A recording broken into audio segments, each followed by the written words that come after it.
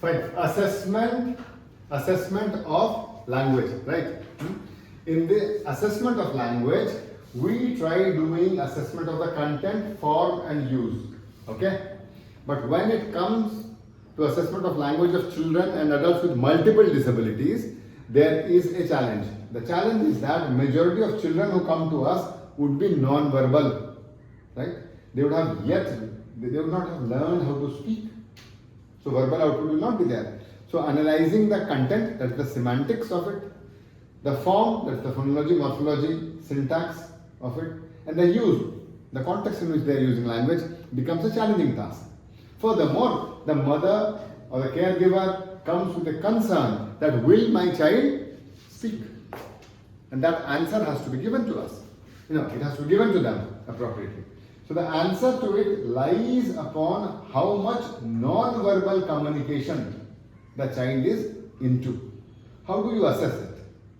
If you look into the ASHA guidelines, then there is a heading where they say that non-verbal communication assessment needs to be done. And these are the headings which have to be covered into it. So I am telling you each of the heading and how to get it assessed. Two fundamental things.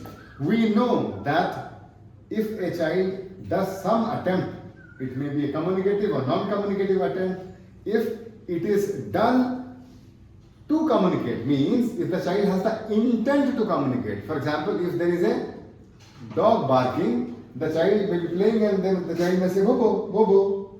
This is one way. And if the child is barking, if the dog is barking there and the child is playing, the child may say, "Oh."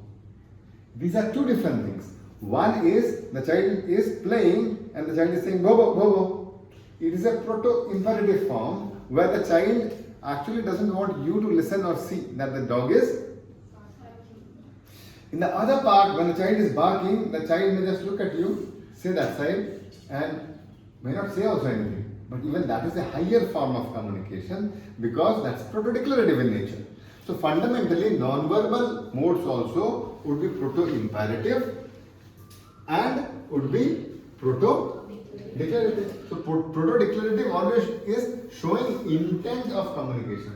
So in children with autism, you will see many of them would be proto-imperative. Means they may not be in a mood to communicate with the next person regarding what is happening around.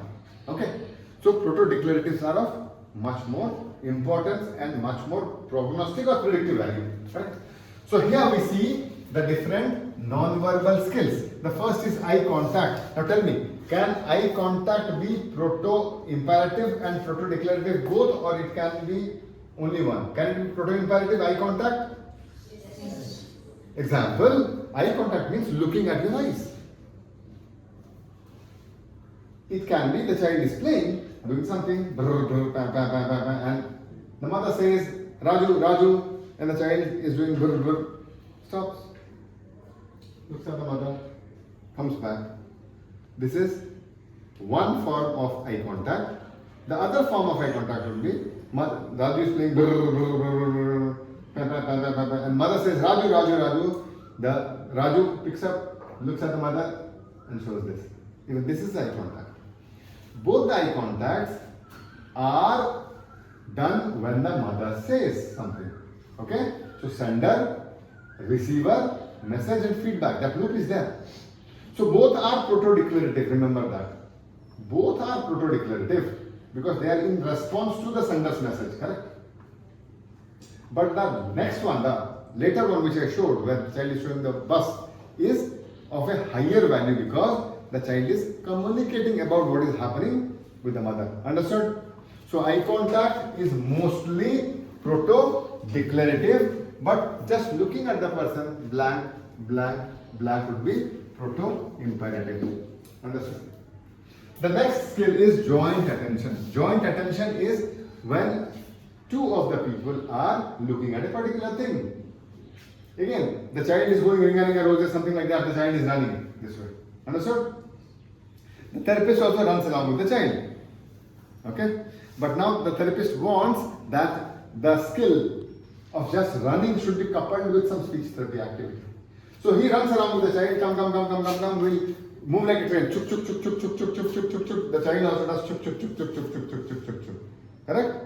And then he says stop. Chennai has come. They stop together. So do you see how just a running activity, by adding up this chuk chuk chuk chuk chuk chuk, which the child is imitating, has become a communication stimulating activity because joint attention was involved into it. Both therapist and child are now into one activity and there is a joint attention. So this triangulation happens. Understood? So can joint attention be proto-imperative? No, it cannot be proto-imperative. Joint attention means two people are looking at one thing. No, it cannot be that. If the child is playing himself, chuk chuk chuk chuk chuk chuk chuk chuk, will it be joint attention? No, it will not be joint attention first of all. So this cannot be, joint attention cannot be proto-imperative. It's a proto-declarative. So it has a very high value in terms of predicting what are the chances that the child will learn to communicate. Understood? The third one is use of gestures. So use of gestures, okay, the child is playing with a scooter, brrr, like this, and the child is saying brrr, and the child is going off, fine? This is use of gestures. Now this gestures can brrr, pa, pa, pa, pa, pa, pa, pa, brrr, like this, the child can do. Now if the child is doing like this only, and if the child is doing in the other way, where the child is saying brrr, and the adult says, okay, stop, traffic police, wait, license, go, brrr, the child goes like this. The first one is the child is doing it for himself, that may be a proto-imperative one, but the next one is when the adult gets involved into it and the child also responds that, okay, license, no, license. P, stop, stop. Switch off and stop. So it becomes a proto-declarative. The moment it becomes proto-declarative, the chances that the child will learn to communicate increases. Predictive value is high. Understood? The next is points to objects. Naturally, a child with autism wants something. Pull. You give him, he takes and goes off. The other way would be, he holds somebody and says,